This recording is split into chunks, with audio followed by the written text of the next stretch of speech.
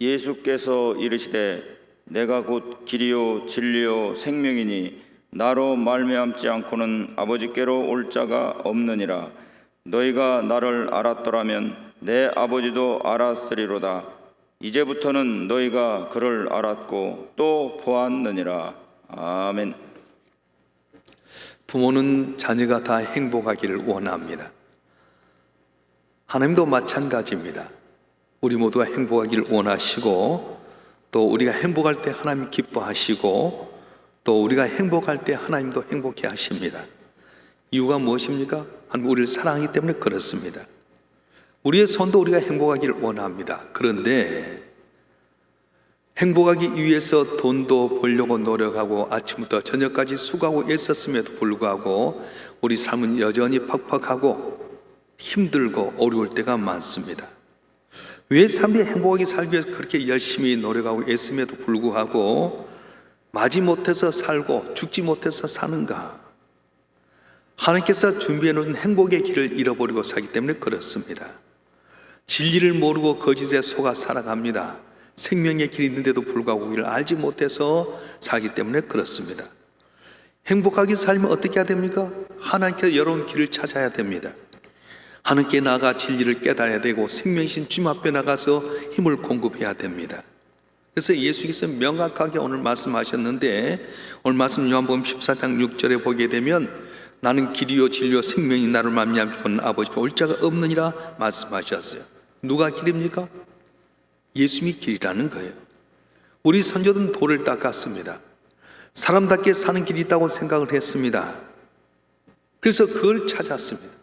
여러분, 길을 알면 아무리 멀어도 갈 수 있습니다. 그런데 길을 모르면 아무리 가까워도 갈 수가 없습니다. 예수님 곧 내가 길이라고 말씀하셨습니다. 예수님을 알면, 길이신 예수님을 통해서 갈 길을 알게 되는데, 예수님이 누군지 진정 모르면 길이 있음에도 불구하고 찾지 못하고 방황하게 된다는 겁니다. 예수님에서 무엇입니까? 예수님이 길이라고 하는 걸 믿는 것입니다. 우리가 길을 가다 보면 잃어버릴 수가 있습니다. 뭐 어떻게 해야 됩니까? 길 물어야 됩니다. 아는 것처럼 묻지 않고 가면은 고생만 하게 됩니다.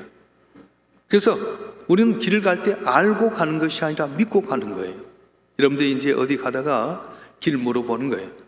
지금은 내비게이션이 있어서 다 했지만 옛날에는 지도를 갖고 찾아가잖아요.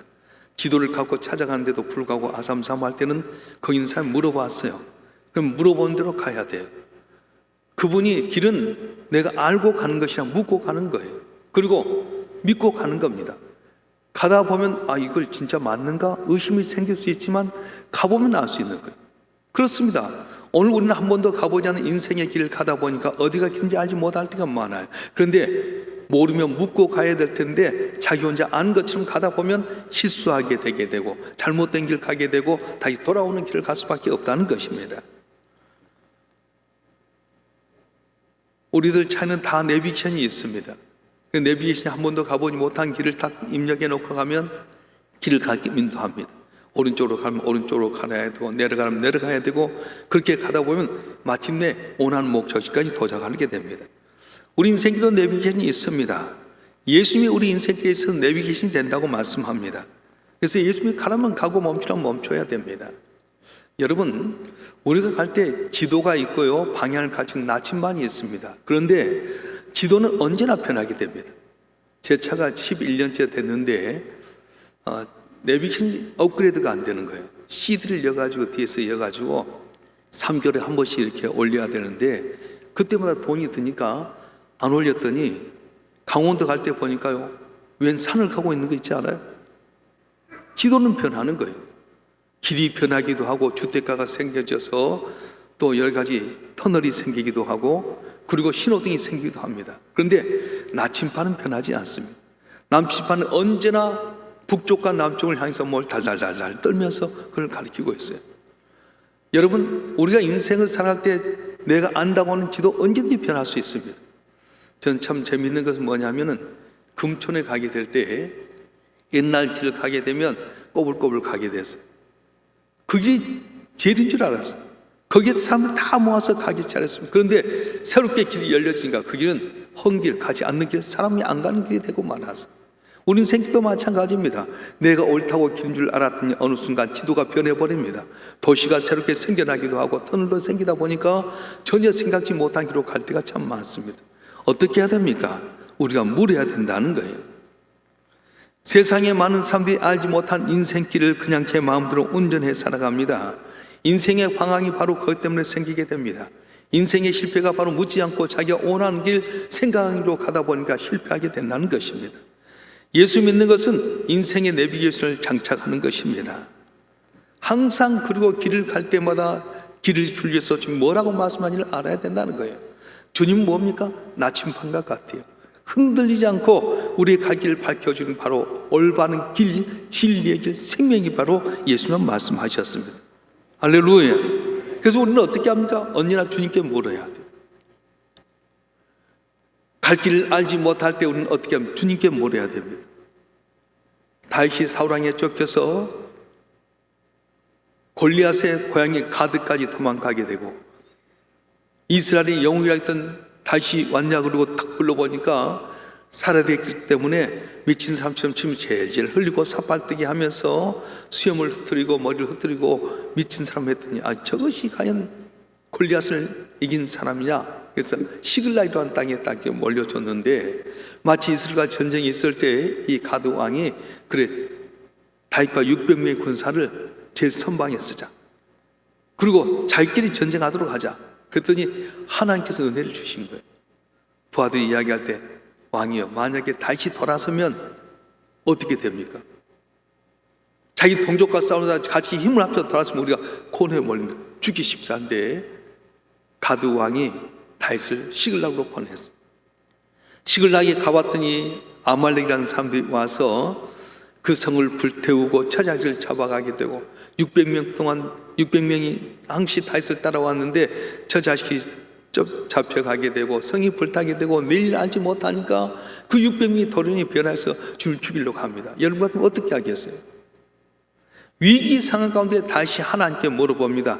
제사장에게 에봇을 가져오너라. 에봇을 갖고 물었더니 하나님께 전혀 엉뚱한 말을 합니다. 쫓아가라. 네가 결코 잊지 않고 도로 다시 찾으리라. 그래서 다윗은 그때 이 백성들의 마음을 녹이려고 하지 않았어. 설득하려고 하지 않았어. 하나님께 물었어. 그렇습니다. 사람의 도움받아서 되는 건 아닙니다. 사람은 내일도 장래도 알지 못합니다. 우리가 세상을 살아갈 때 여러 가지 방법이 있어요. 돈을 버는 방법도 옛날은 부동산을 통해서 돈을 벌었고 요즘은 주식을 통해서 돈을 벌고 어떤 사람은 코인을 통해서 돈을 번다고 하는데 항시 방법은 달라져요. 그러나 원칙은 딱 하나뿐입니다. 길이요 진리의 생명이신 하나님께 예수께 나와서 묻고 그분을 의지하게 되면 그분이 길 열어주시고 복을 주시고 승리케 해주신다고 말씀하신 거예요. 할렐루야.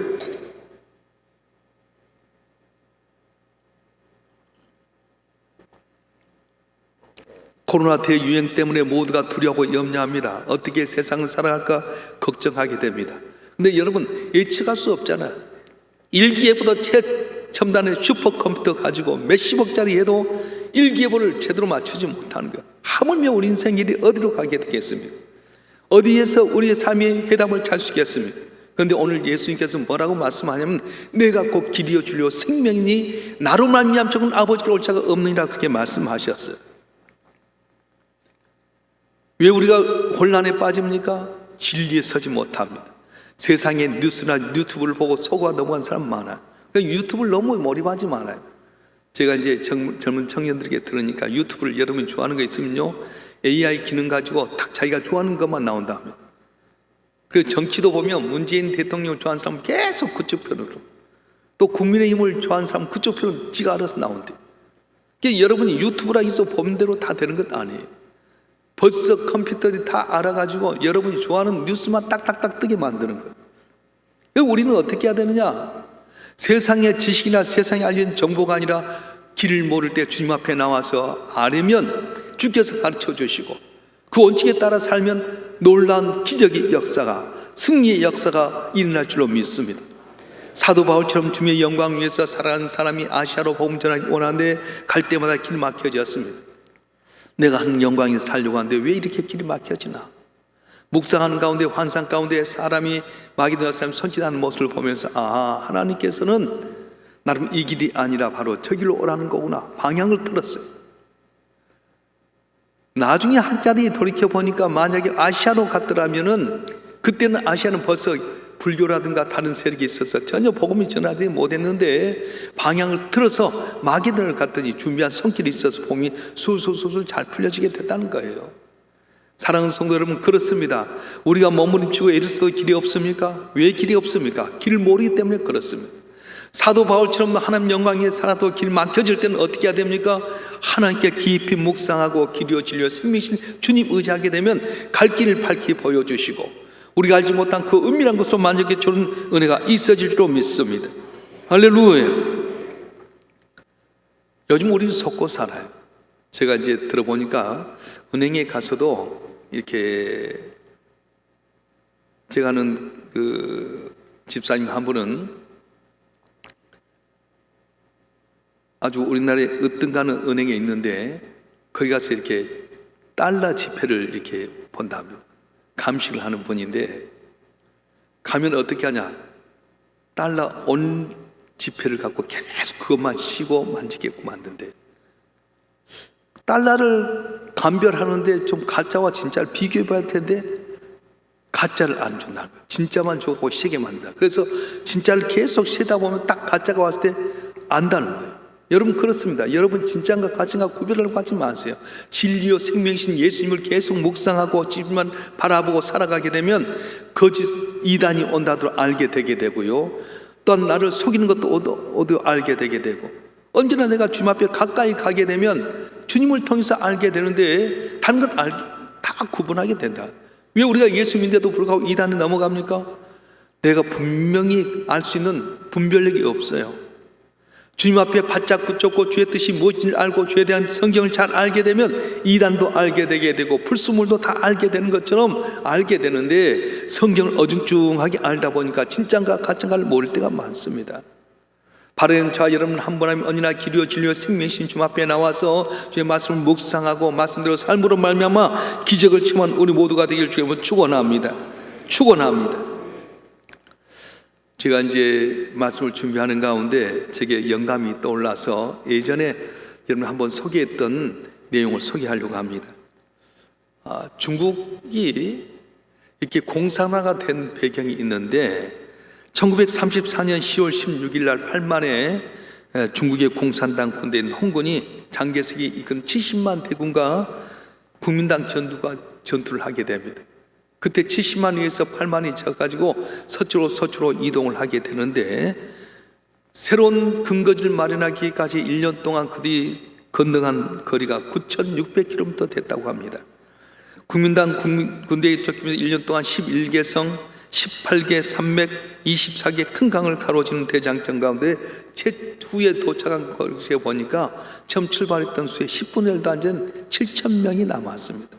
그런데 놀라운 것은 이 모택동에 7,000명이 정비를 하고 다시 돌아왔을 때 국민당이 70만 대군을 대만으로 쫓아내는 놀라운 기적이 일어났어요.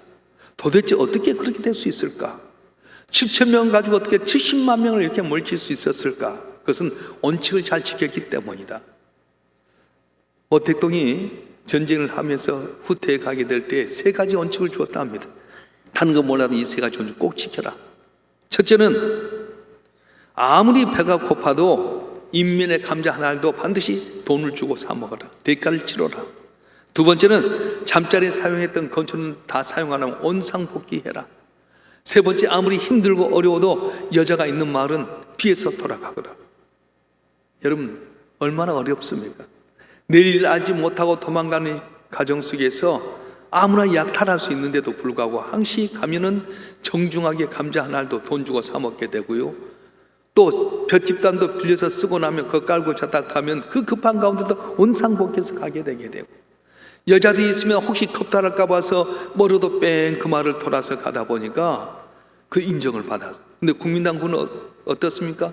이겼다고 와서 함부로 약탈하고 겁탈하고 백성들을 진멸하다 보니까 마음이 이반이 되고 말아.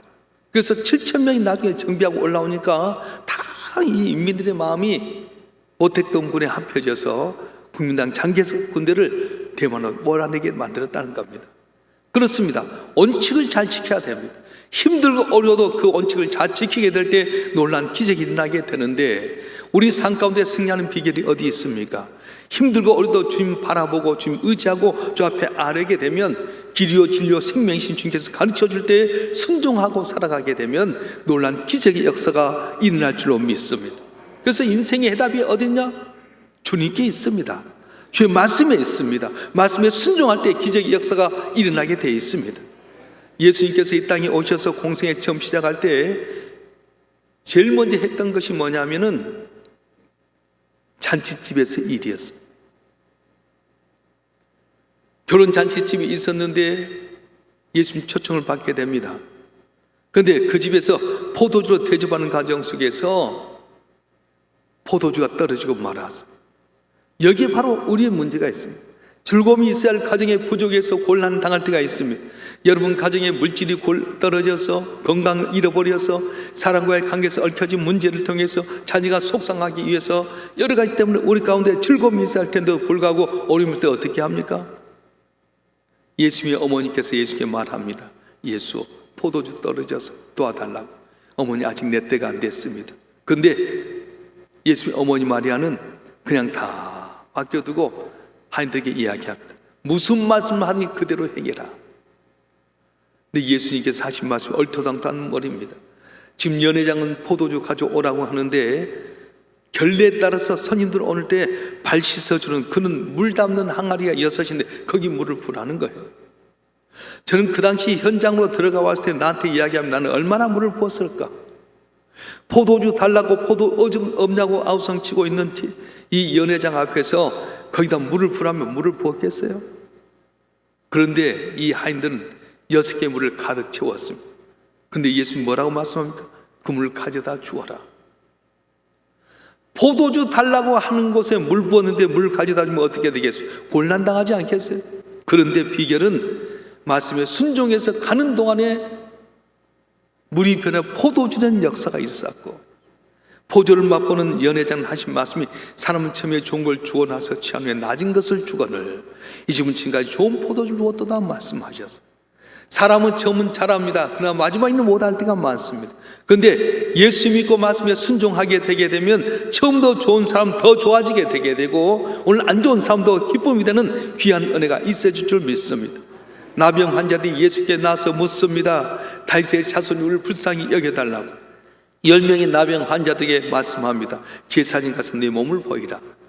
제사장이 가서 몸을 보이라는 이유는 무엇입니까? 제사장이 나병을 진단했어요. 내 몸이 낫다고 하는 것을 가지고 보여줄 때에 제사장이 나병이 고쳐졌다 안 고쳤다 판단하게 되는데 아직도 여전히 몸은 문드러지고 고름나고 냄새나는데 그 몸을 갖고 제사장이 보이라? 여러분 같으면 어떻게 할 것 같아요? 이 돌아가지? 그럴 수 있었을 텐데 이들은 제사장이 가는 동안에 자기 몸이 변화된 걸 알아서. 신앙은 그렇습니다. 돼 갖고 가는 것이 아니라 돼 있지만 가는 도중에 변화가 일어난다는 거예요. 할렐루야. 지금 내 손에 잡지 않다고 염려하지 마세요. 벌써 하나님께서 우리에게 모든 것 주신 줄 믿습니다. 문제는 내가 주님인 길이요 진리요 생명인 주님 앞에 순종하고 나가면 가는 도중 속에 변화가 일어나는 거지 다 돼 있는 것 아니라고 하는 거예요. 이번 계기를 통해서 저와 여러분 한 분 한 분이 인생의 해답된 예수를 바라보면서 예수께 도움을 요청함으로 말미암아서 가르침도 순종하는 가운데 여러분 삶이 슬프면서 기쁨이 되고 눈물에서 진주가 되게 되고 걱정 그치면서 감사 찬송이 되는 놀라운 역사가 일어나길 주님으로 축원합니다. 축원합니다. 이번 기도회는 말씀을 핵심만 전하고 기도를 많이 하는 시간을 가지려고 했어요. 예전 제가 말씀을 많이 전했는데 이번 하반기에 기도를 많이 해야 되겠다 그런 생각을 갖고 있어요.